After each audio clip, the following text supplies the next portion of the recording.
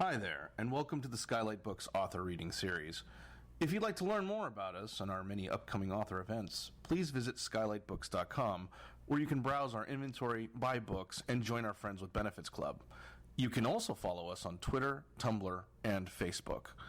To speak to a real live bookseller like me, please call 323-660-1175. Thanks for your support, and enjoy. Which brings us to tonight's second LAMBDA Litfest panel, Queer Writing Teachers from UCLA Extension's Writers Program. Our moderator this evening is Charles Jensen. He's the author of 6 chapbooks of poetry and 2 collections, including Nanopedia 2018. His poems have appeared in American Poetry Review, New England Review, and Prairie Schooner. He received the 2018 Zocalo Poetry Prize and a grant from the Arizona Commission on the Arts. Please join me in giving tonight's panelists a warm welcome.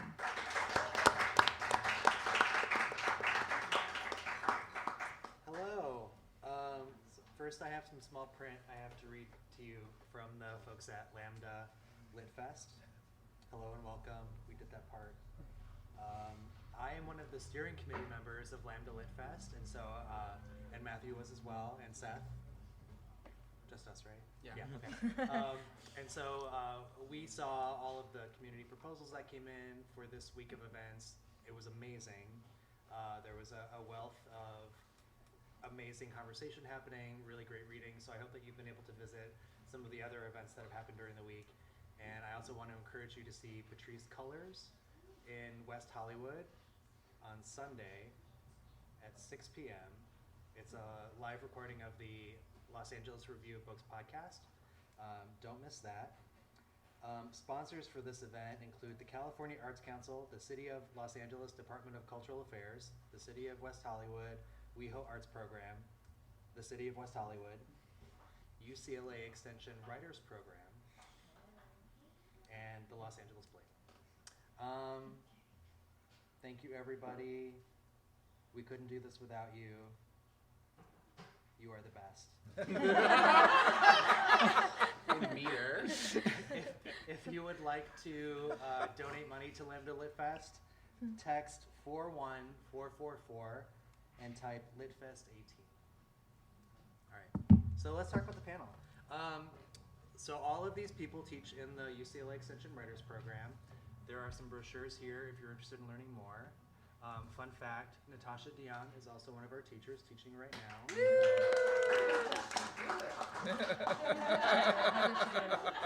never met, but I'm impressed. He's amazing, that's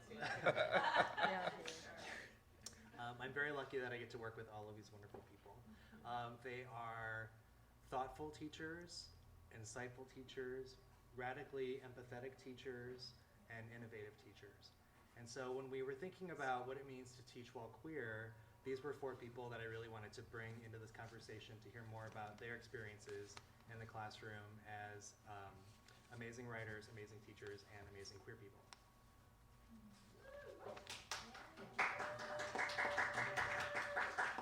Thank you. So I'm going to introduce them all briefly, and then we'll do some brief readings from each person. I've asked them to choose something that they think best represents their own relationship to queerness or something queer about themselves to give us a window into that part before we dive into teaching. Noel Alumit is the author of the novels Letters to Montgomery Clift and the Los Angeles Times bestseller Talking to the Moon. Mr. Alumit's work has been published in Noel's work has been published in USA Today, The Advocate, The Huffington Post, and others. We're on a first-name basis. Antonia Crane is the author of the memoir Spent and senior editor of the Citron Review and Word Riot.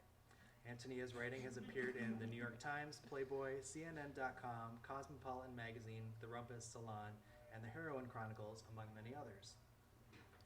Seth Fischer is an editor for Rare Bird Lit, Stillhouse Press, and individual clients who went on to publish at Farrar, Straus, and Giroux. Seth was a contributing editor at The Rumpus, and his writing has appeared in Guernica, Best Sex Writing, and was listed as notable in the Best American Essays. Mathew Rodriguez is a contributing editor for the anthology Modern Loss, Candid Conversations About Grief. Mathew is a staff writer at Into, an LGBTQ digital magazine, as well as an essayist whose work has appeared in Slate, The Village Voice, and Mike. All right, so that's these people. I promised you amazing. I delivered. So Noel, could you start us off with the readings? Yeah, sure.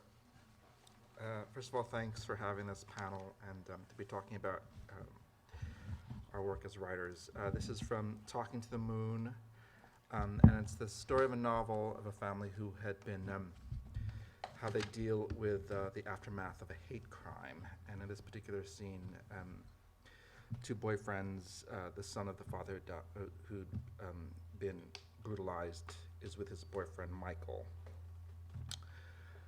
"You're beautiful," he said.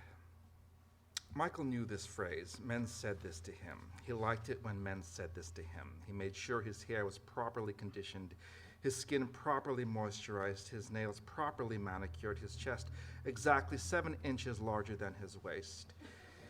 He read in the magazine that is the proper proportion of an ideal torso. He exercised, dieted, made sure to keep those scheduled appointments at the salon so he could fit into that category of men termed beautiful. No one would ever mistake him as a boy from a farm. "You really are beautiful. I'm flattered. You are out with me. I'm really happy you said you would go out with me," Emerson said to Michael. If this were Taiwan, Michael thought, someone who looked like Emerson would have his pick of guys. Michael knew he was good looking, even very good looking, but there were far more attractive men than he in Taiwan. If this were Taiwan, Emerson would be with someone taller, someone more educated, someone more wealthy. He would be a pearl, not someone like me, Michael thought. In Taiwan, Emerson would not be working for a company who needed money. His looks alone would have conditioned him to be better than what he was. Michael also knew that Oriental Americans never saw themselves this way. Oriental men in America had no concept of who they were, and certainly how attractive they may be. For all of the Oriental Americans he came across, for all their highfalutin ways, they had no concept of themselves. Michael viewed them with sadness, really. What it must be like to grow up in a country where no one looked like you, to watch television where the heroes were not you, where all the beauty looked nothing like you. "You, handsome," Michael said. He watched Emerson's face go blank. "You, handsome. You look like Star." Emerson's face remained blank. He didn't know, Michael thought. He didn't know how good-looking he was. Even though Emerson looked like Andy Lau, one of the most famous, most handsome men in Asia, he did not grasp his appeal. "You do. You look like Star." He watched Emerson's brown skin reach a tinge of red. Emerson laughed, brushing the hair out of his face, shaking his head, and laughed some more. Emerson threw back his head, still laughing, and Michael saw a glint of silver in the back of his mouth. "Why you laugh?" "No one ever said that to me before. No one ever said I look like a star." Michael laughed too, because he'd never said that to anyone else either. For a moment, he stopped, struck with irony. Here in Los Angeles, no one thought of Emerson as a star or even an actor. He was ordinary here. Thank you. Thank you. Seth? So I think I just changed my mind at the last minute about what to read after hearing Charlie reminding us what we were supposed to read. Oh, There. too much. Yeah. Okay.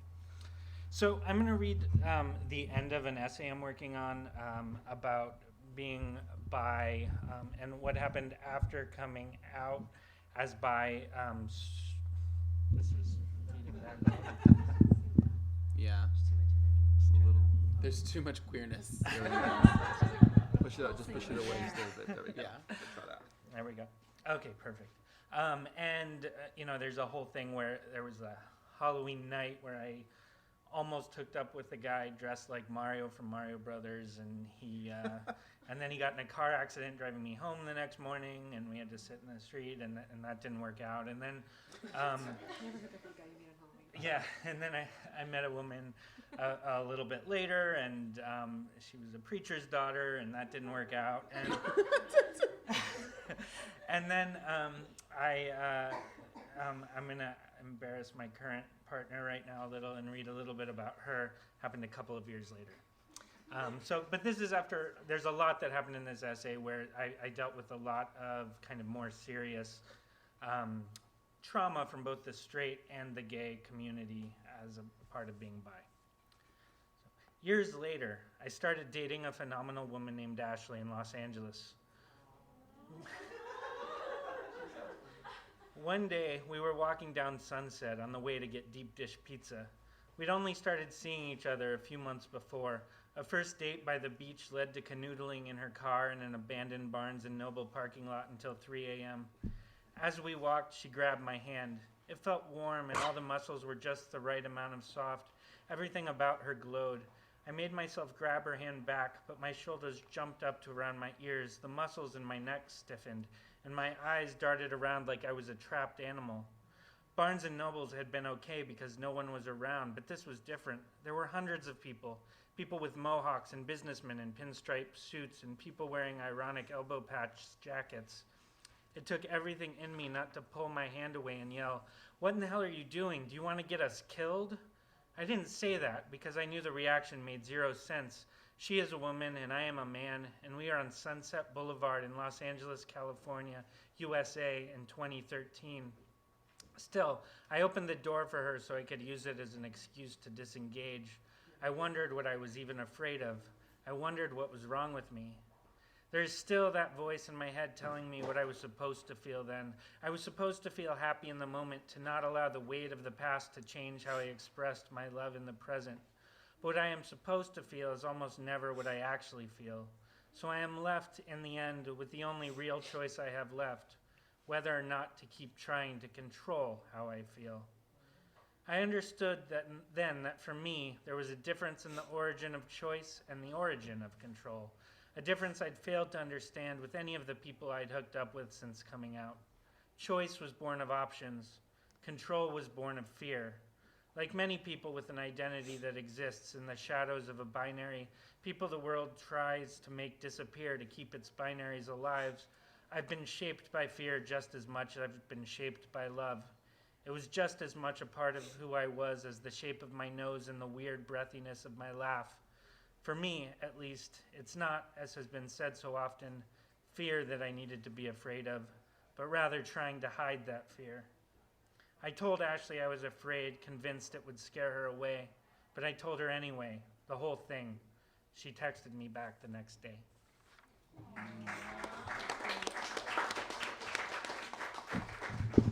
How do you follow that? Beautiful stories. And I love teaching at UCLA Extension. It's a really exciting and innovative and heartwarming and fun and super challenging experience. So thank you for giving me that opportunity. Growing up as a high femme bisexual, you're not supposed to exist. You don't exist. And that was reinforced my whole life until I became a sex worker. And then I was surrounded by high femme bisexuals. And especially right now, as people like Stormy Daniels are coming out, I say cancel all non-disclosure agreements and everyone come out. And sex work is a thing that I think is intrinsically queer as well. So I'm reading something that actually was published in Playboy a while ago, but I kind of massaged it around. It's just a little tiny, tiny excerpt. Can everybody hear okay? If 2010 was the year I pegged a dozen Marines, this year will be the year women squirt. Female ejaculation is not an unobtainable fantasy.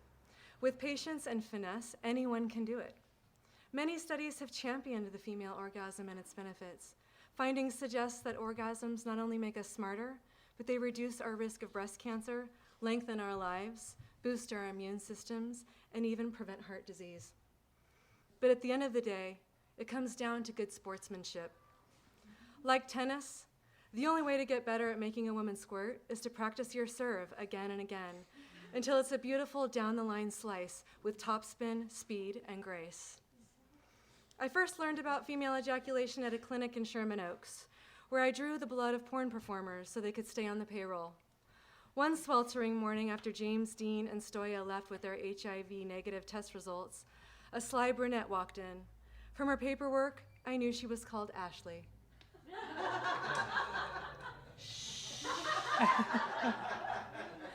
Ashley handed me her urine sample and eyeballed my cleavage, then sat down in my plastic orange chair while I secured a thick red tourniquet around her slim upper arm. I asked her if she'd ever passed out while giving blood. She shook her head of damaged, wavy curls and gave me a look that reminded me of an extra stoned Juliette Lewis, if Juliette Lewis smoked heroin and had neck tattoos. I commented on her juicy veins while we watched the clear plastic vials blacken with her blood. That's when she started chatting me up about doing a show tomorrow night. What kind of show? I asked. She looked at me intently. She described the couple she saw on the reg for cash and how this time they wanted to switch up their routine, and they asked her to bring another girl, which is why she offered me the gig. The wife, Susan's an ejaculator? Ashley said. So it's for her? I asked. Not exactly, she said. How many times does she ejaculate? For about 2 hours. She told me that for the show, we would be paid $400 each, twice a week's wage at the clinic where I worked part-time. We sex workers always sense one another. The air in the room changes with the porn actor's twinkling gaze. A flash, a wild smile that is more hungry than happy, and a sizzle through space sway of the hips, and more sensual heat, prowess, and erotic intelligence than a single person should be allowed. She must have smelled hustler DNA beneath my maroon scrubs and blue Converse, while I drew her blood and siphoned her piss. I should tell you, I was a few months out of the lap dancing clubs. I quit back in San Francisco and recently moved to Los Angeles, hoping to leave handjobbing and all my spandex remnants behind. But draining Ashley's bodily fluids were a gateway drug, reminding me of what I missed, the hit of dancing naked, stoking the desire of strangers, being held, wanted, and making fast, painless cash. I took the purple vials of her blood, placed them in the spinner, and labeled her urine, and decided I wanted to be naked with Ashley.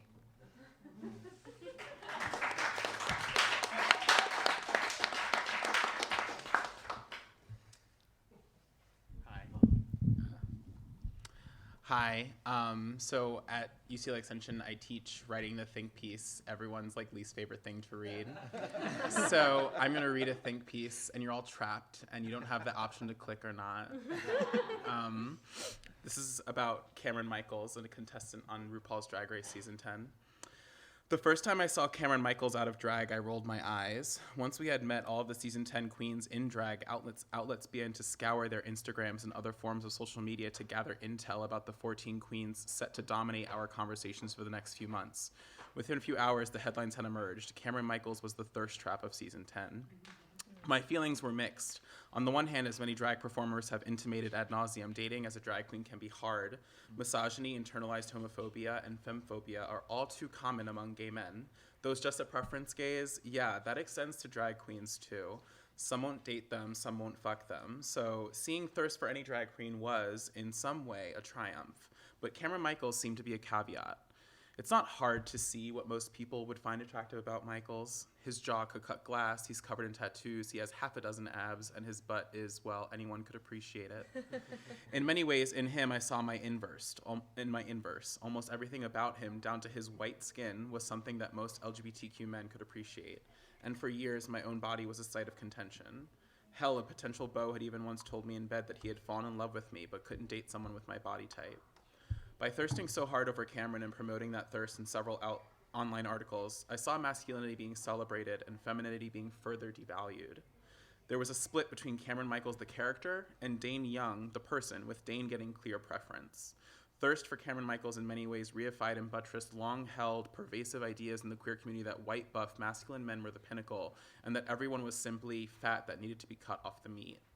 For weeks, Michaels said nothing to change my mind. Her screen time was scant and with no face to camera and barely a zinger to remember. Later, Ms. Cracker revealed in her YouTube show Review with a Jew that Cameron had fewer moments on screen because she refused to talk shit on other contestants. But with almost none of her personality being shown, something rose to fill the void, my own prior feelings about her. During the season's 6th episode, glimmers of personality emerged when Michael showed vulnerability with her fellow contestants and spoke about her history with drag. In the episode, she confessed that she began weightlifting while in a relationship with a bodybuilder, and that when she returned to drag, her sisters had rejected her, claiming that she couldn't do drag with her boy body. When Cameron's chiseled veneer began to crack, I began to see someone who, like me, had a body that was under constant pressure to look a certain way. Now, as a fat positive activist who believes that big is beautiful and knows that men of size, especially men of size and color, face innumerable barriers to being considered beautiful by the white LGBTQ community at large, I wouldn't say that Cameron's struggles with his body equate to those of a fat queer person, but Cameron's past bodily issues serve as a reminder of the innate problems of having a queer body in America, and somehow he became a queen I could relate to. During RuPaul's Drag Con, I sat front row as Michaels talked about being an only child and escaping in video games and idolizing strong, kick-ass women in Tekken 2 and Resident Evil. He talked about the ways he incorporated those strong women, many of whom are both simultaneously hyper-feminine and hyper-masculine, into his own drag persona. This week's Maxi Challenge saw the girls compete in an acting challenge called Breast World, and during the Untucked afterward, Michaels broke down upon the prospect that she would have to lip sync for her life and go home. I'm just a lot like my dad, and he never showed any weak emotions, Michaels says, as she begins to cry to Eureka, adding that she still refuses to process her father's death 5 years ago. I think emotions are weak. They don't do anything for you, so I don't deal with them. She added, moments of weakness are not something that I like to share with others. There's something ironic about watching a man dressed head to toe in 80-year-old lady drag, letting out a single mascara-infused tear saying that he's afraid to be weak. But it was at that moment that Cameron's true complexity shone through. When I had first decided I would be annoyed by Cameron, I'd only seen in her the masculinity that everyone cherished. But as she began to demonstrate on the show, even queens who embrace their femininity, tuck their dick and don a dress, struggle with toxic masculinity. I'll just go to the end for time. Okay. Of course, none of this is Cameron Michaels' fault. I know the power of the selfie for those who, like me, struggle with self-love, and though I knew that most people's Instagrams are a way to work through their own insecurities, I was unwilling to extend Cameron Michaels that same empathy because his muscular build had put me in my feelings. I projected my own dislike for chiseled queens who amass queer cultural capital and capture thirst onto him. I mean, by now we know the type, right? They're the Antoni Porofskis, the Gus Kenworthys, the Matt Bomers. As Oscar Wilde is famous for saying, beauty, quote, makes princes of those who have it, and Cameron Michaels was another reminder of this queer feudal monarchy we live under. Looking at someone who is traditionally masculine, it's easy to assume that their journey with masculinity is complete, and that's what I had assumed about Michaels, but I began to feel kinship with her when I recognized that the same hurt that toxic masculinity has caused me still hurts her too. We may have bodies at opposite ends of the spectrum, and I may not benefit socially from mine, but I can certainly appreciate that we are both struggling with negotiating the masculinity and femininity inherent in all of us. We both have the scars of a cultural battle inscribed on our bodies.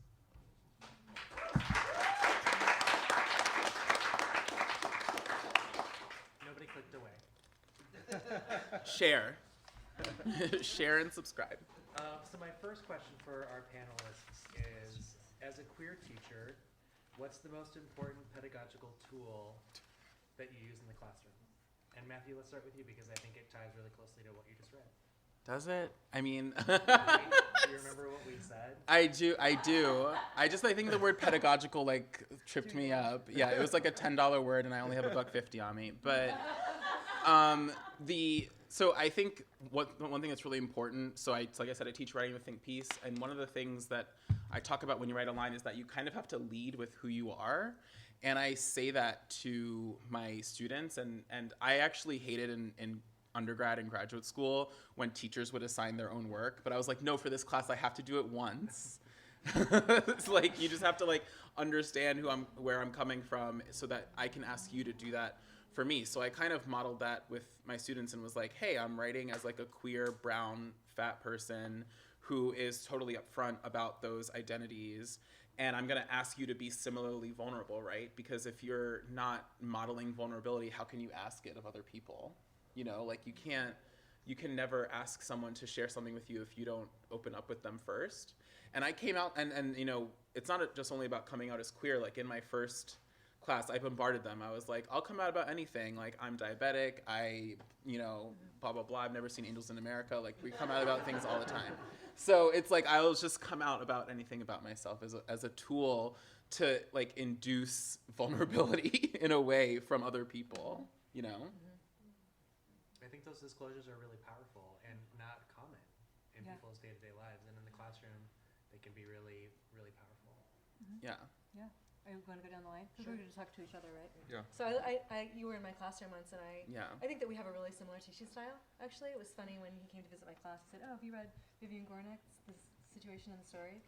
Have you read Anne Lamott, She First Draft?" I was like, "Yeah." They were all like, "Yes, yes." We have a lot in common. We spoke the same language. I teach intermediate essay right now, and essay and memoir, but right now it's intermediate essay, and it's my favorite thing to teach because I teach essay as a revolutionary tool for underserved voices, and particularly what I bring to the table is I require a reading that is reading from a high femme queer sex work voice. So I make them read Lorelei Lee's Once You Have Done Pornography. They read a lot of Roxane Gay, who deals a lot directly with sexuality, and she has a wonderful book about a lesbian relationship in Difficult Loves. I assign them Jill Soloway, Courtney Cox's Asshole. Yes. Fans, love it. Not everybody knows it. It's a mess, but it's a great essay. It's voice. Voice is everything, like lighting. Richard Rodriguez, Late Victorians. Jodi Angel, You Only Get Letters from Jail. I make them watch Ron Athey and Zachary Drucker. and Maggie Nelson, Argonauts. I mean, even more interesting texts we revisit that people that just change language, like Lucy Irigaray, Adrienne Rich, James Baldwin, of course, and just the voices, the queer people of color, and voices that are underserved. But I definitely bring like a sex work voice into the room and confront people with those conversations about sexuality. And to me, essay as a revolutionary tool is all about being completely embodied. And I believe that sex work is intrinsically queer. And so I confront that in the room of that intrinsically queer space of female sexuality and transactional relations as being a woman in society, especially right now. It's so important. So that my pedagogical tool also I want to say something to the men, if there are any in the room. When men do take my class, my project with them is, my project with everyone is radical interiority and empathy. My project particularly with men is vulnerability. And the men that come into my class and want to argue with me, they are jelly by the end of my class. And they just turn to jelly. It's amazing. It's so great. Can we make every man take your class? Yes, please, bring him. Bring it. I just want to echo, because it's one thing I say on my first day is like I had my students read Philip Lopate's Introduction to Art of the Personal Essay. And then I say, like, this is the last straight white man you're going to read in this class. Yes, exactly. Because I was like, you have to know this, and then afterwards, like, once you know this, you just don't have to read them ever again. And it's one paragraph. Right. It's like just a little bit, yeah. It's about marginalized voices, turning up the volume on marginalized totally. voices or something. Yeah, that's and I say that to them because I'm like, we're like split in half.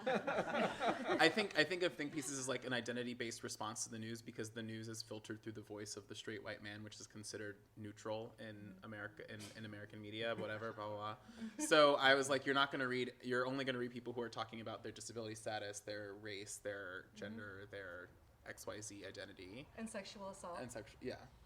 And sex work. Yes. Yeah, well, I teach fiction. I've always taught fiction, and inevitably we'll start talking about conflict, right? You have to have conflict in your stories, and something will come out is a person versus themselves, and inevitably, the gay person, the story of the gay person, having to struggle with themselves, and it says, the person versus society, we're like, obviously the gay person, in a straight world, and so in that we'll bring that out, but it is the importance of voice, and I will say that I do teach specifically in downtown. The reason why I teach in downtown as opposed to Westwood is because I do appreciate, I guess, more of an East Side aesthetic, which is very different than Westwood, which is fine, which is terrific and wonderful and amazing. Even before we were teaching in downtown, extension used to be taught at the Occidental campus in Eagle Rock. So it was, so the diversity was really important. And the text that I will use every single year is Best American Short Stories, right? And it's a very diverse collection. Usually, diverse in race, but I can't recall ever like pulling out, read this gay short story. Like, it's like there's never like a gay short story in Best American Short Stories, which is always shocking to me. Can I ask, which one do you usually recommend? Well, I use the one that's out that year. Oh, okay. Yeah, so if I were teaching this year, I'd use Roxane Gay's. I haven't read Roxane Gay's. I'm hoping she's chosen a queer piece on that, but every single year there'll be a diverse, because I think usually the editors try to be as diverse as possible. They have women, they'll have people of color, but they're not having a lot of queer voices in Best American Short Stories, which is really interesting to me. So to be able to hone that voice and because we do talk about the importance of voice, and I think, if you read I try to be as queer friendly as possible. If you read my bio at UCLA Extension, it's like he wrote for The Advocate, won the Stonewall Book Award, so that I try to say, I hope even when I chose my bio and my pick, I was like, okay, so if you see my pick on set, you'll see that I'm an Asian dude, right? So you'll see that hopefully like people of color, and it is, and usually my classes are pretty split, like people of color and white people. And then, and so I try to make sure that's like, oh, well, I'm also queer on top of that. So you'll know that when you hit this class and people have said I chose your class specifically because of either how you look or because of the material that you write, so being able to have that diversity. And so thank you, Charles, for making sure that that's represented in the faculty and the teachers at Extension. And so, it's funny you talked about pedagogy because I thought, well, theoretically it should be andragogy because those are teaching for adults. Okay. Andragogy is teaching for adults. A $15 word. That's $15 word. I learned that because I used to work at USC Rossiter School of Education, and so and that is USC. I know we don't talk about that school. We don't talk about that school. We don't talk about that school. We don't talk about that school. But since UCLA Extension does, what I love about Extension too is that it is adults, and that people who are, who've been out of school for a little while, I find actually really, they don't have to go take the GRE to take the class. You know what I'm saying? Which can turn a lot of people, and they're also at a different point in their lives where they really want to tell stories. And I think also at that age, usually they're older, that they I think they're also willing to say things that they hadn't been able to say when they were undergrads, for example. So I think sometimes that can lead our classrooms to be a collision of diversity that presents unique opportunities. Seth, do you want to? Oh yeah. Well, were you getting to the next question? No. Field this one and then we'll transition. Well, I think that the queerest pedagogical tool that I know is listening. And so when I start my classes, I usually spend at least, well, first of all, I put, LAMBDA on there so people know. But I spend at least half the first class just listening to the students talk about what they are interested in, what they want to write, what they want to do. And the reason for that, I think, is that there's a lot of stories that get shut down by writing teachers because writing teachers aren't listening. There's a lot of writing teachers who are devoted to this kind of minimalist Raymond Carver project, and by not listening, you lose like 80% of the world and almost the entire queer world. So I don't know if that's technically a pedagogical tool, but I think listening is the most important thing you can do as a teacher. Yeah, I think it counts. That's super inspiring. Yeah. All right, so let's go back to special challenges that arise when you have an open enrollment scenario. Oh. Anyone can walk in the door, and they all do, and they end up in the same classroom. When has your queerness presented a special opportunity to you as an educator, and how did you get through it? Okay. Well, I have one short story and a longer one. Okay. So I want to talk about an opportunity that happened. A woman took my class, an older woman. I have a lot of range in my class, everything from a young 20-year-old refugee from Pakistan to an 85-year-old Latino gentleman who was raised in Texas as a coal miner, and everything in between. Okay, so there's the setting of, that's UCLA Extension in a nutshell. And a woman was very religious in my class, and her story was about like a religious, she was going to write for a Christian magazine, and it was very, very religious. And also this was at the height of Sesta Fafsta, and I was marching in the street and basically organizing an International Horse Day March. And and she was a sex trafficking fighter, and it was just like you could not choose a person on the planet who was more diametrically opposed to like everything. And so what happened was we had a one-on-one, and she was very eager. She was a very eager writer, and she had a story that was pretty well crafted and done. And we faced off, and I literally went through every line with her, and we had just an amazing time. She's a hard-working writer, and I helped her craft a story. And she was really engaged as a writer in the room, and she read the work, and she showed up, and she was actually a model student. And she came to Pasadena Litfest and saw my reading, which was very, sexually explicit, huge surprise. And it was a really inspiring interaction, because what I'm used to is that being a partition between people. I mean, not in my family, like in my family, and everywhere in the world, but not in the classroom. Like, it doesn't have to be that way. And then another story, can I share a tiny story? So my favorite thing to teach is the epistolary essay, and it has to do with standing in another person's suffering, standing in a stranger's suffering, and answering to their problem. I had a class, and it was like a room full of people. I just told you this. Yeah. They hated each other. They hated me. They didn't show up. They were flaky. I would come home crying, being like, oh my God, teaching is so hard.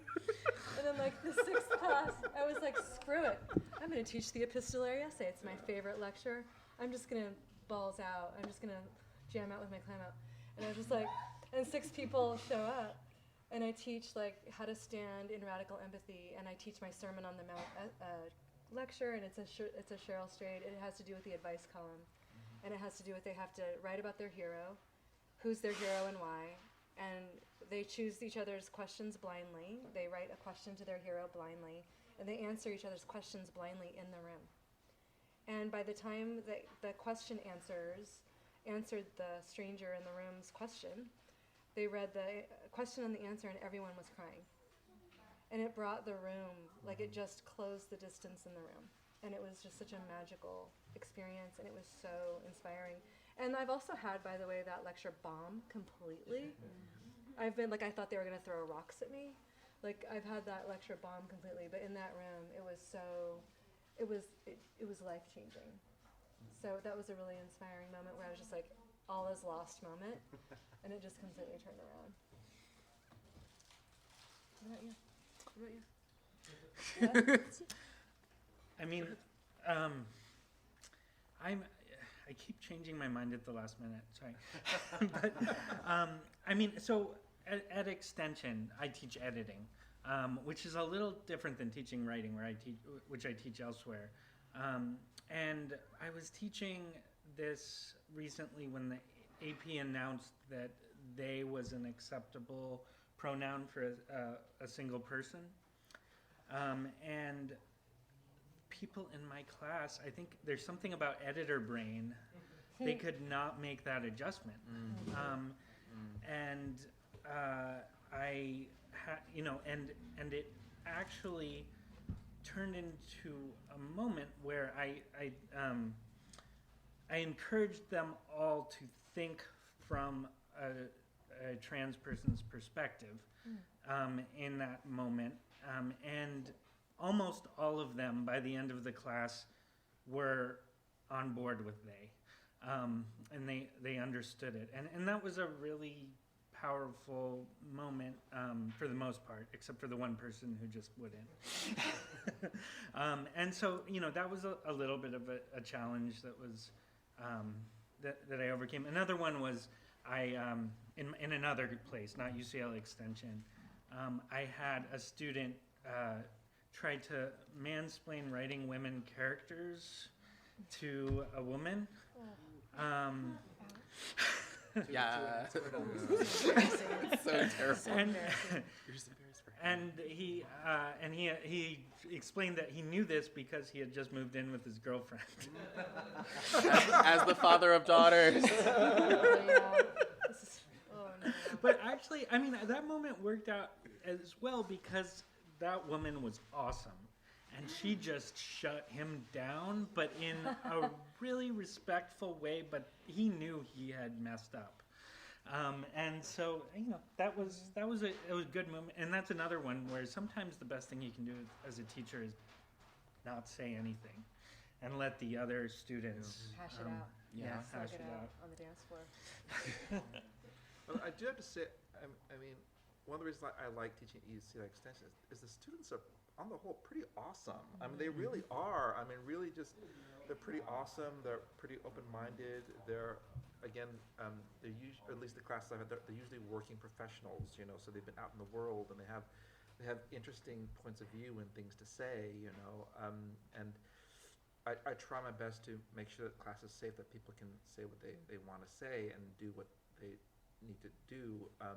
I do think actually, maybe one of the reasons I don't get crazies is because of my bio, because I say, this is what I've written, this is what I've gotten, this is who I am in the world, So I guess if you're looking to be sort of that radical, that really conservative Christian, maybe I'm not the right teacher for you. There are lots of teachers out there for you to choose from. But I will also say that, I've taken extension classes, and one of my best readers is this conservative Republican Mormon woman who is so incredibly open-minded, and she actually gets my voice as this queer person, queer Filipino person. So it's incredible, the students who come by and who have a wealth of knowledge in what they have to say.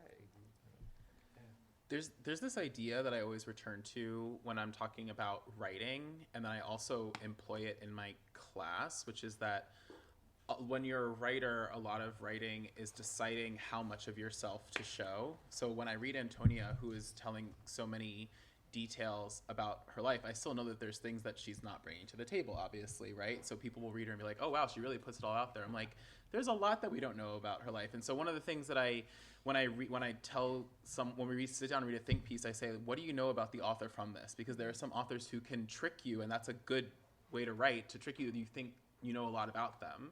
Like, you would read this and be like, okay, this person's told me that he's fat, he's still DTF, and so there's things that you can garner, but there's also there's this curtain that we employ as writers, saying, how much of myself am I going to show you? We do a little Gypsy Rose Lee act, right? And then, but there's also, and I do that in class too. Like, every time I reveal something about myself to the class, I say the curtain. Like, I told you that, but what didn't I tell you, right? Like, I could tell you I'm type 2 diabetic, but did I tell you what my numbers were this morning? Did I tell you that I'm struggling with XYZ? So every time you disclose, there's just as many things that you don't disclose. Mm-hmm. And so I try to make them super aware of what they are putting on the page and what they're not, because every detail that you lay down is also a choice not to lay down certain details. And so it's in crafting an essay, crafting essay and crafting a course are very similar, So I try to be very upfront when I'm doing that, talking about the curtain. Have any of you had experiences where you've had to educate your students about queerness in the course of teaching your class? I don't think so. It's not that I've had to educate them about queerness, is that my writing, I write for a site called Into, and it's very inside baseball. I'm writing for queer people, by queer people, and I use a lot of just jargon that I'll hand to people, and they'll be like, what is a finsta? What is a thirst trap? What are you talking about? So I hand them these essays and they're I have no idea what half of these words are. And I'm like, okay, well, a thirst trap is if you go to my Instagram right now, you'll see several. And it's so that's the only way I can say that I've had to teach them a lot of queer lingo. I've taught them queer history, actually. One of the most beautiful, probably my top 3 favorite essays of all time is Californian, Mathew Rodriguez, Late Victorians, and it's set in San Francisco, and it really traces, it's a collage essay, and he uses architecture as scaffolding to talk about what the architecture of San Francisco and the city was in the 70s and 80s as people disappeared, and he paints a picture of San Francisco, the colors of the Victorians, and the person painting his fence just disappeared one day. and then he puts the obits, he injects the obituary, the obits within the essay as scaffolding to the essay. So it is like one of the most beautiful essays of all time. Yeah. And so like the history of queerness and how, and just the complexity of queerness in that essay, it addresses so many different things like the financial jealousy. And as a sex worker, this is interesting to me because like they were, you know, painting dye faggots on buildings, and a lot of the jealousy had to do with the family and the Victorian, the actual structure of the Victorian and how it's laid out for this specific kind of family, how queerness stood in opposition to that, and how jealous they were of these men who had double income and they were having their own family in this Victorian house. It is so gorgeous and so complex, and it's just so revolutionary. And then I've written an essay recently about activism for Bustle, and I talk about ACT UP and ACT UP San Francisco, and these are vestiges of stories quickly disappearing from our landscape. I mean, there is no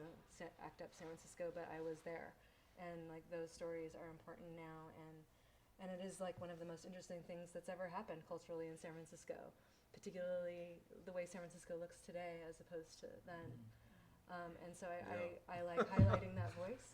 Like I feel like turning up the volume on that voice is super important right now, because there's just no indication that even existed, unless those of us write stories and have pictures from that time. Yeah. Do you find that these histories are new to all of your students, regardless of their background, or are there students in the room who are aware and appreciate the revisiting? I guess what I'm asking is, like, do straight people know about this? No, No. not really. And do your young queer people know about it? No, not so much.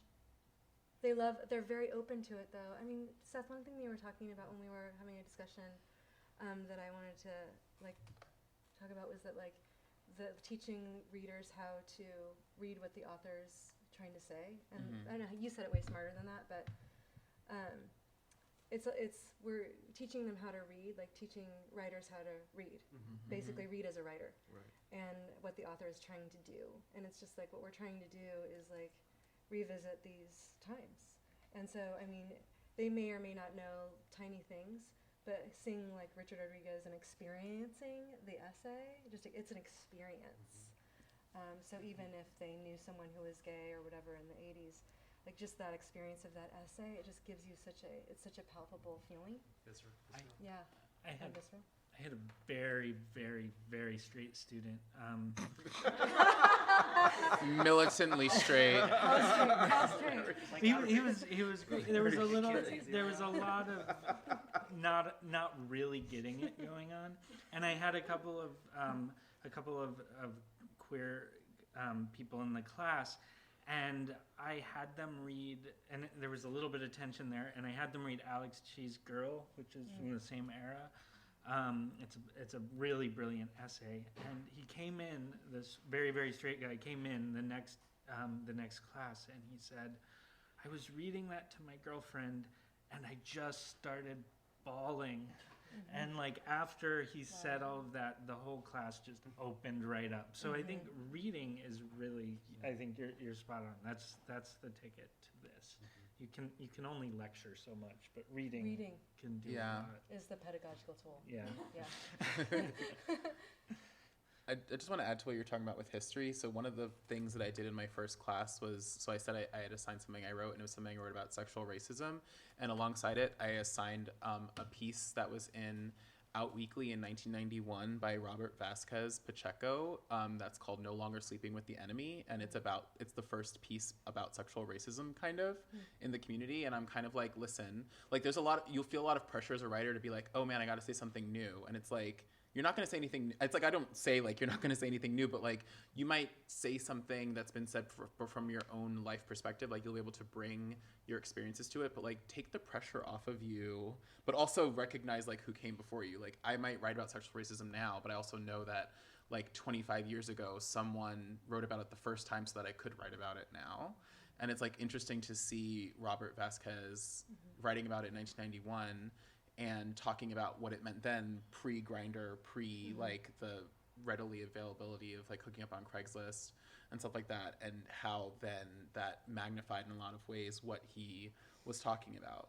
So I do try to think about like putting yourself as a writer on a timeline. Yep. Right? Whether if you're talking about religion, like you can be like, okay, there was Thomas Aquinas and now there's you. And like you're talking about you're talking about the same shit, but Yeah, different lens. Yeah. Lenses that change and I think it's interesting to think about people being eager to be the first when we're at a moment where we're so embarrassed that there still are firsts.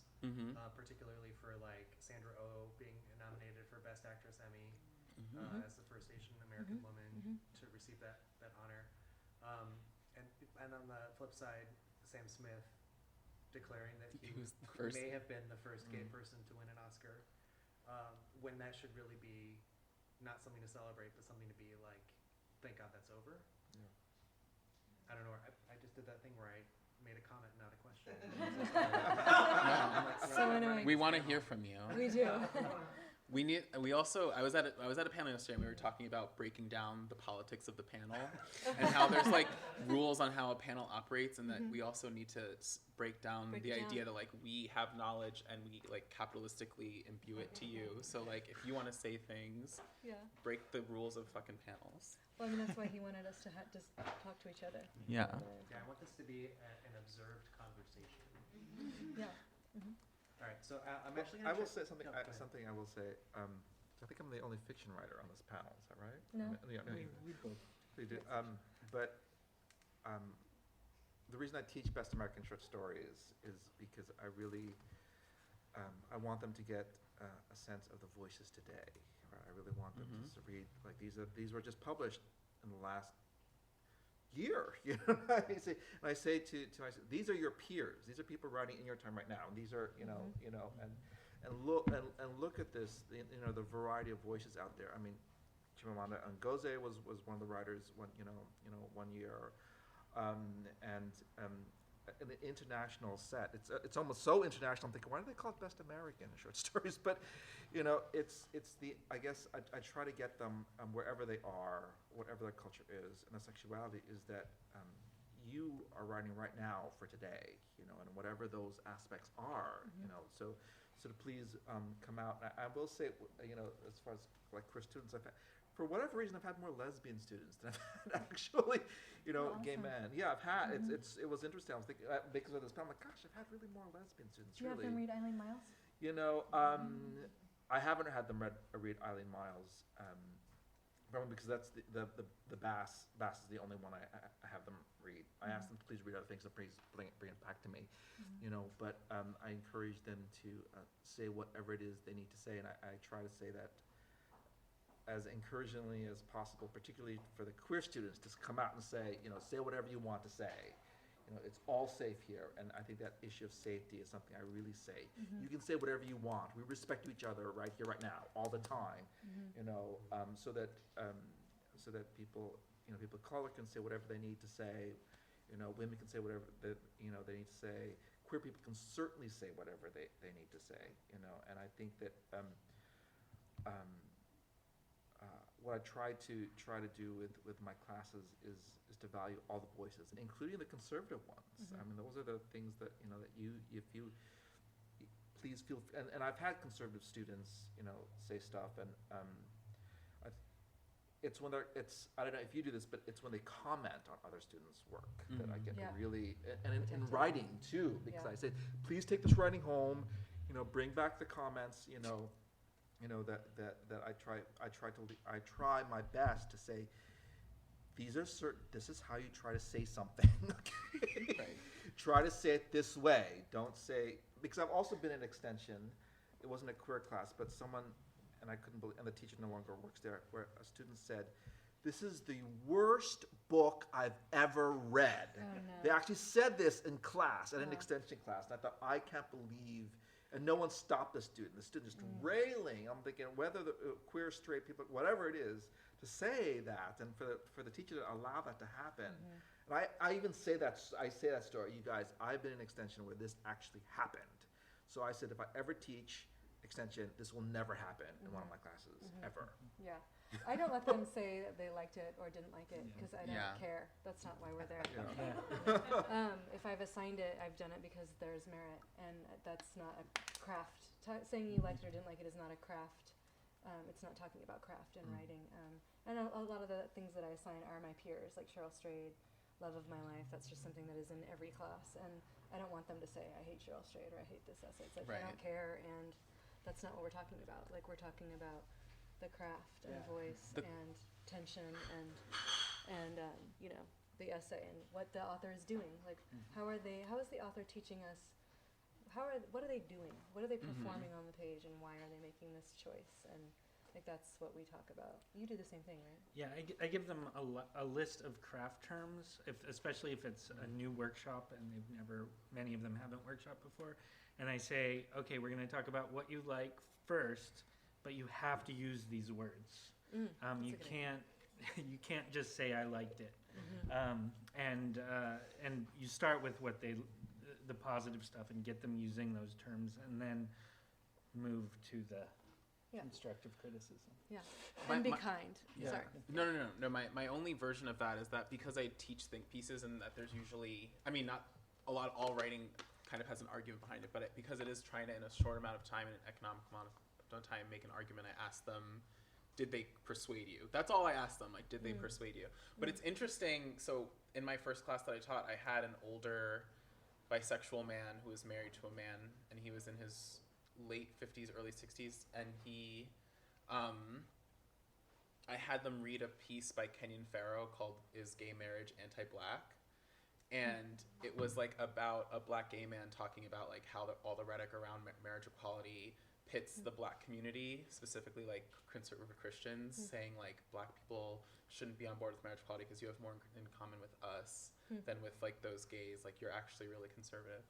And like having him think through those things was really rewarding, because he had never like been exposed to something like that, saying like, you know, when you talk to a lot of older gay white men about marriage equality, they would never think of it as ever having had a negative effect on anything, you know?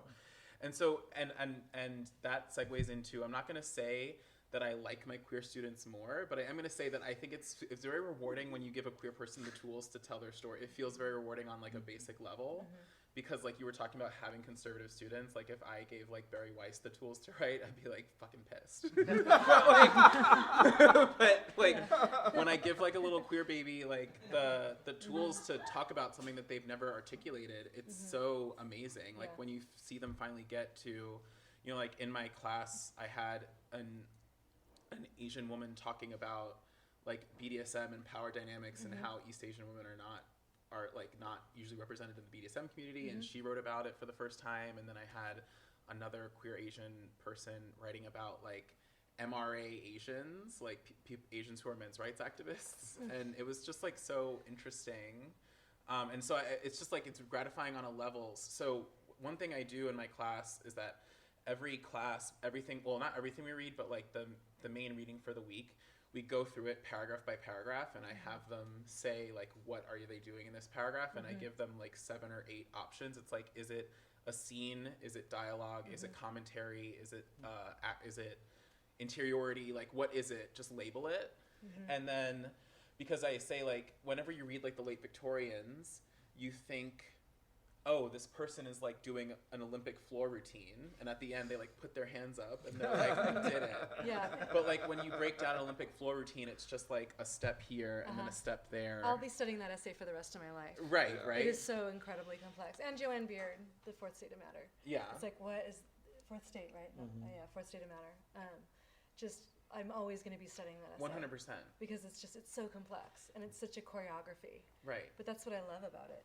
And if someone, or I think the metaphor I used when I taught it was like building a roller coaster. Like I would never know like how to building build a a roller roller coaster, coaster, and you don't know how writers do their loops, but like a loop is just like a straightforward piece of track that like, and once you break it down, it's easy to see what they're doing, and you can say, okay, if I want to write an essay, maybe if I just write it in that order, I'll come to something like this. Or, you know, Yeah, that I you know, can at it's least so say, hard. you can emulate that by saying like, okay, you would know that the writer has these 8 tools at hand. It's kind of like when you say you're reverse singing, engineering. like when you're singing, it all comes down to 12 notes and and they're just In all an in different order. octaves. But you there know? is also a certain magic that it's that thing I can't explain.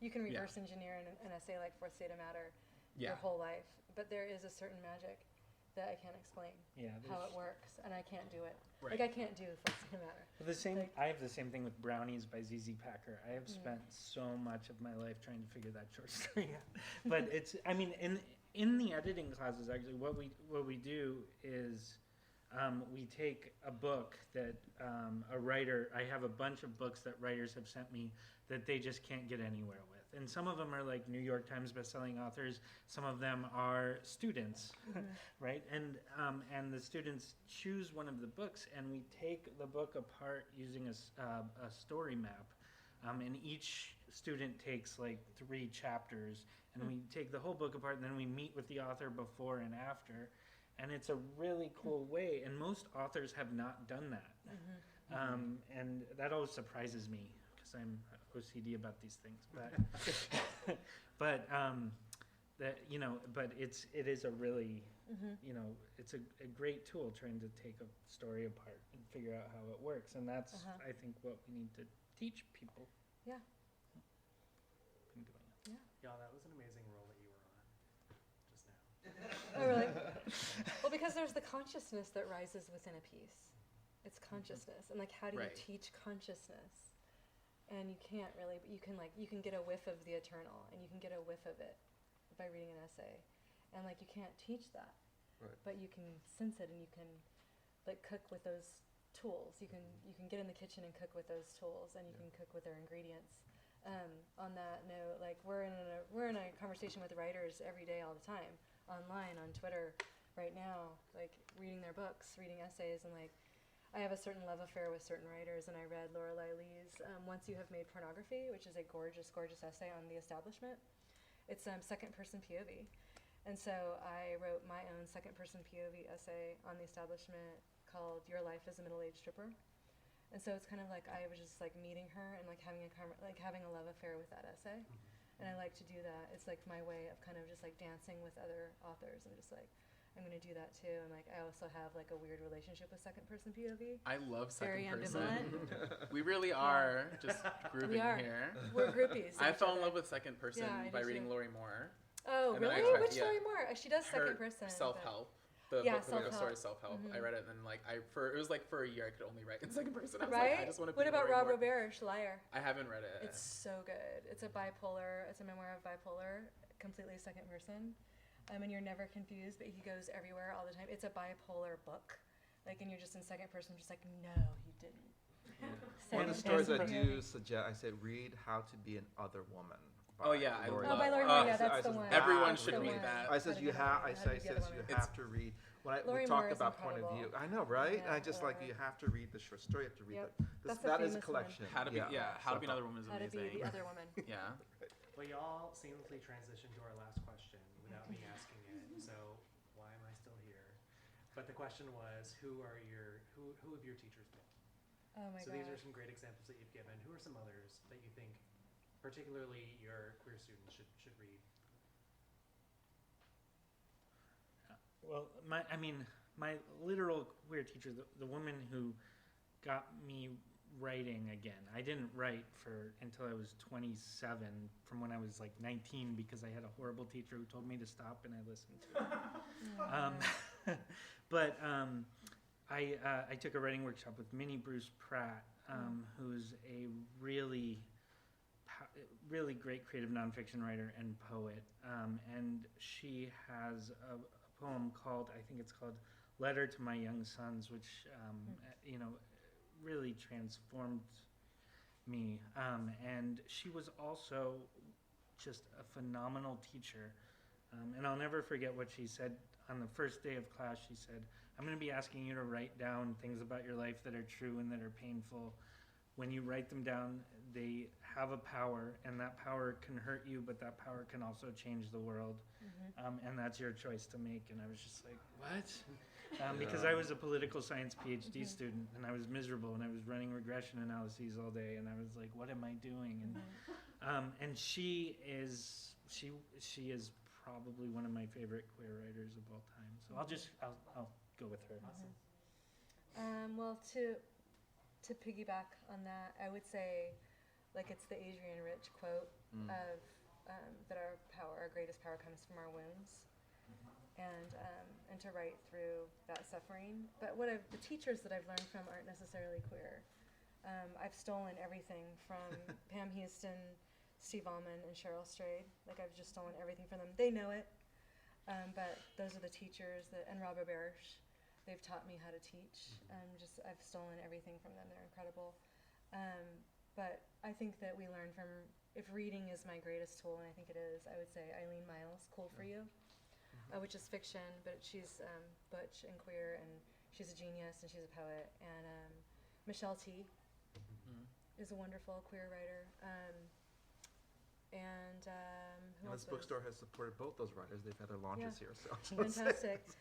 Tina Horn. I would also go online and read everything by Tina Horn and Lorelei Lee, and I love, like, who's writing right now, like Jessica Valenti, and writes about sexuality and feminism, and Roxane Gay, is writing powerful stuff right now. Jill Soloway has a book out right now called She Wants It, and it's about how her journey through having a trans parent and that TV show, and also coming out as they, and her butch identity, and becoming queer, and ending a hetero marriage, and raising children, and that actually is a really inspiring book. I think it comes out like next week. But yeah.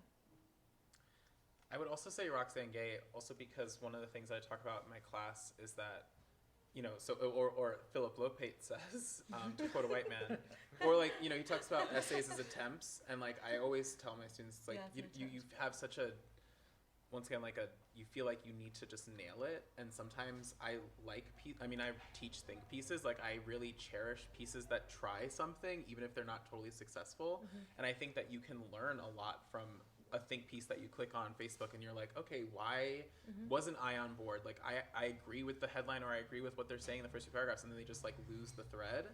And I think that there's so much value in, like, that messiness, and I think that Roxane Gay, she's, like, kind of untouchable in like, American literature right now, but I think that, like, a lot of her stuff that you read from, like, the Rumpus is very messy, but messy in the best way, because she's always attempting something, and it may not always end well, or she may not, like, you don't see where there's gaps sometimes, but I think that there's so much to learn from reading that. Yeah, definitely. And I just think there's never anything empty. There are some people who just, like, you read 800 of their words and you're like, okay, that could have been a tweet. Yep. And it's never that way with Roxane. Right. She's always attempting something. If you ever feel that way about my work, it's because they're paying me. That's true. I mean, I've definitely written, like, tweet storms that was like, well, gotta make a check somehow. But and then, so my greatest teacher, who probably unlocked, like, a lot of the writing that I want to do, is Kate Bolick, who wrote an amazing book called Spinster, Making a Life of One's Own, and it's a memoir about her unmarried life, and just, like, her not dealing with the pressures to be married. As a straight presenting, but I think she actually doesn't. I know she doesn't know who's queer. She's straight presenting and, like, has mostly dated men. The pressures to be married and stuff like that, and it was the first time that I saw someone's writing that I wanted mine to be like, or, like, because she also does a lot of research. So she talks about 5 writers who also kind of bucked the, like, traditional ideas of marriage, and she calls them her awakeners. And every time I email with her, I always remind her that she was, like, one of my awakeners and stuff like that. She taught me when I was at NYU, and so she also, in seeing her, she modeled how to teach, and then I brought a lot of how she taught to teaching. Nice. So I love that. There are too many writers to name, but I will say that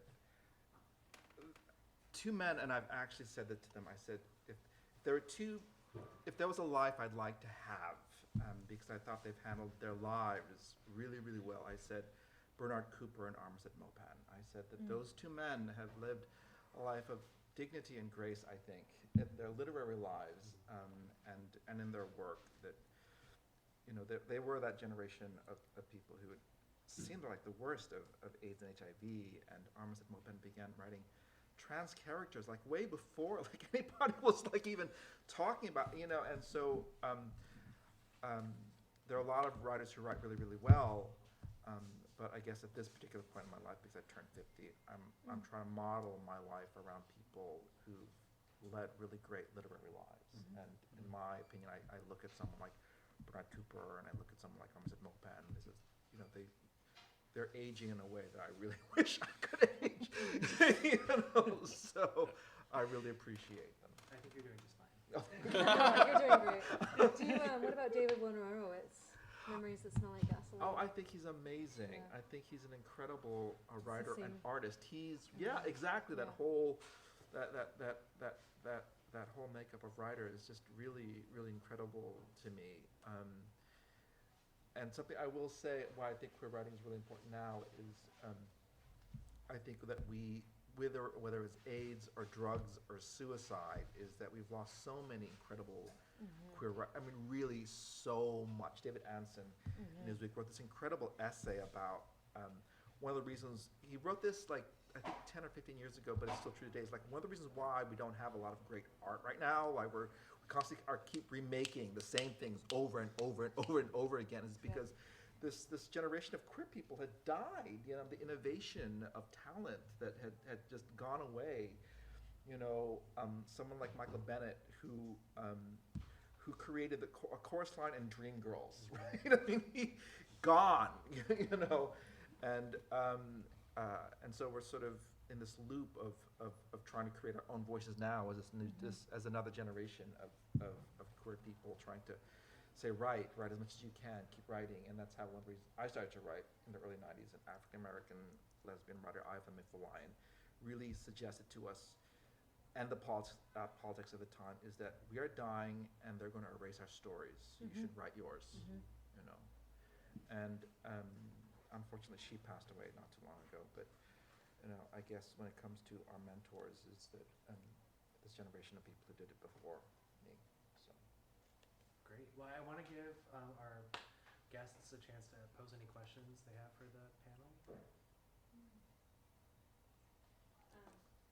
I know you, so I'm just going to since you talked about your teaching editing as opposed to teaching writing, at least for UCLA Extension, I know you had a moment where your students were kind of reacting very viscerally to a certain hot button issue in the manuscript. And that really brought up a point that we had talked about, where you're really teaching them, you were teaching them how to deal with other people's work with care, which is what you all do as teachers.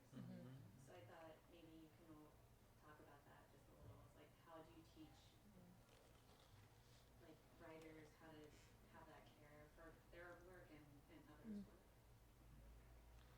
Well, I mean, in editing, that's one of the biggest challenges when people have to look at the manuscripts and they're choosing them. They're all so angry. Like, why aren't these perfect? It's like, well, that's why you're here.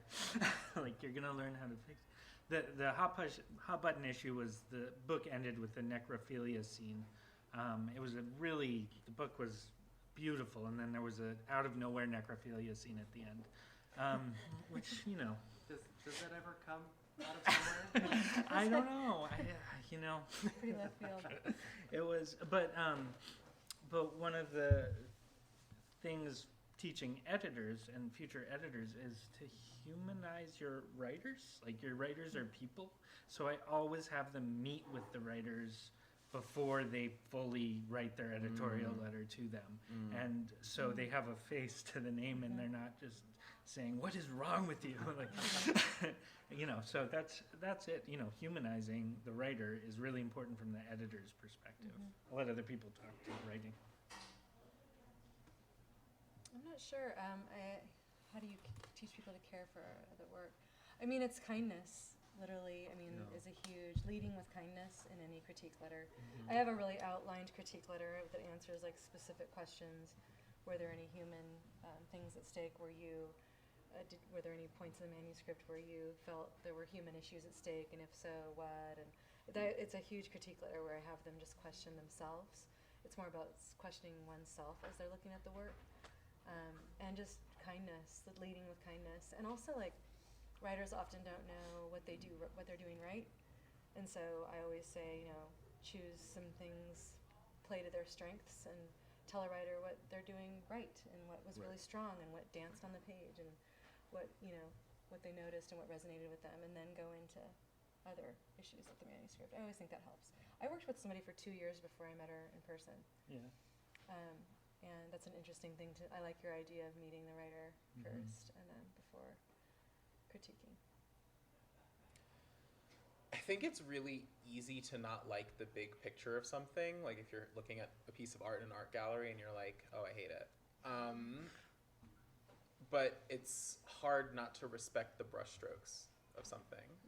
Like when you really go down and you look at like how the painter is using paint or whatever, and you see how they're using light. And so when we can do that with writing, when we can say like, okay, you may not like the 800-word beast, but you might appreciate its organs and what each part of it is trying to do. And when you can see what they were attempting, then but I think by looking at something under a magnifying glass, that is an act of caring for it, like tending to it and keeping it alive and asking people to really dig into what a writer has to say is itself an act of care. For sure. Yeah, I mean, I had attention, sustained attention. 100%. I mean, I was interviewing Garrett Connolly, who wrote Boy Erased. I love him.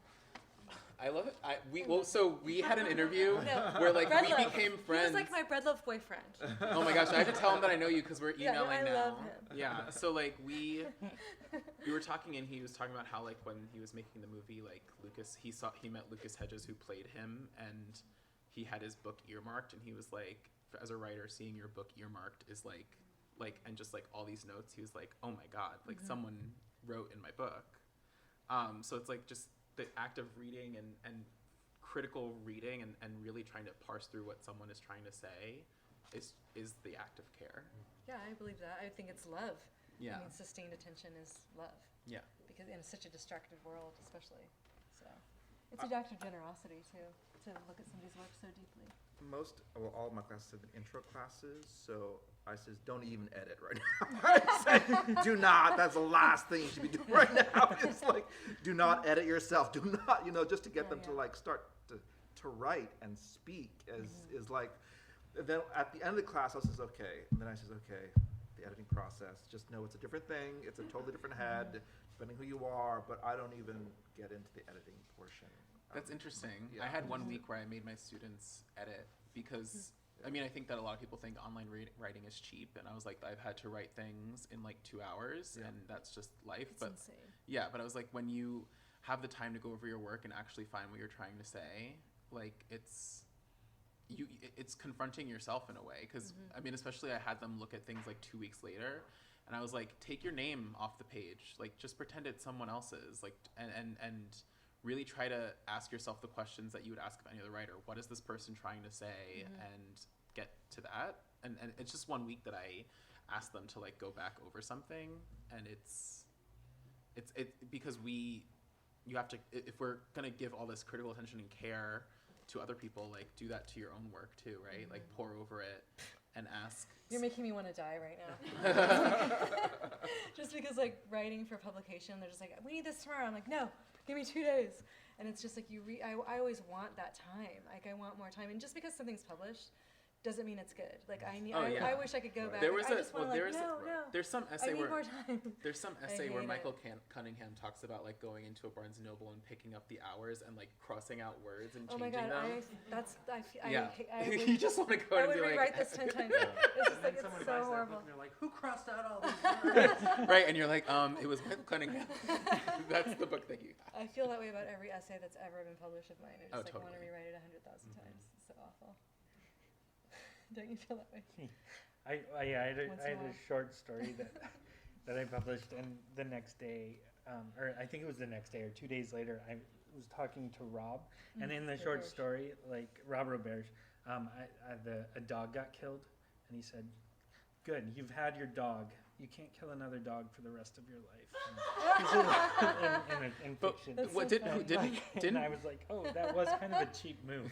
And I, Yeah. but also like didn't Raymond Carver like write a whole book that was like rewriting his stories without Gordon Lish? It's like you can always write them again. You really can. I mean, if you're a Raymond Carver, but you can also write them for yourself. All right. Well, I think we've reached time. So I want to thank you all for being here. Thank the panelists. Thank you, Charlie.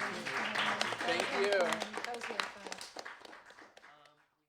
You've been listening to the Skylight Books author reading series. Don't forget, you can listen to this and all of our other great podcasts at skylightbooks.com. Thanks again for stopping by, and we hope to see you soon.